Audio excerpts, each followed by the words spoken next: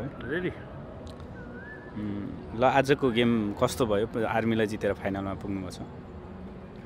हजुर आज चाहिँ फर्स्ट गेमको हिसाबले गर्दा प्लेयर अलिक ढिलाको कारणले गर्दाखेरिमा चाहिँ अलि सेट हुन पाएन।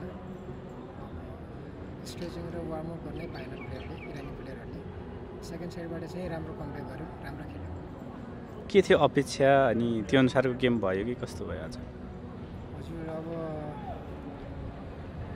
टाइममा आएर राम्रो खेलाडीले मेन भनेको अनुशासन हो कि अलिकति अपेक्षा भन्दा नि अब आफ्नो टिमसँग म आफै नै अलिकति असन्तुष्ट छु है, किनकि डिसिप्लिनले गर्दा चाहिँ अलिकति हाम्रो गेममा चाहिँ अलिकति एकदम खेल्ने वातावरण अलि राम्रोसँग मिलेको छैन कि, यसले गर्दा चाहिँ गेम खेल्न एकदम धेरै गाह्रो पर्छ। जस्तो अब भोलि फाइनल छ, त्यसको लागि तयारी कस्तो रहन्छ? हजुर तयारी चाहिँ अब अहिले चाहिँ हामी इरानी प्लेयरहरूसँग चाहिँ अब मिटिङ बसेर चाहिँ अब त्यसको बारेमा मेन डिसिप्लिनको बारेमा राम्रोसँग छलफल गरेर गेमको बारेमा त गेम देखेको छ, हेरेको छ, पहिला पनि खेलिसकेको अब जुन टिम आए पनि फाइनलमा कोसिस चाहिँ अब सक्दो कोसिस गर्नेछौँ कि जित्नलाई। जस्तो इरानी टोलीहरूसँग नि खेलिराख्नु भएको छ, सँगै खेल्दाखेरि कतिको सिकाइ हुने रहेछ, के रहेछ?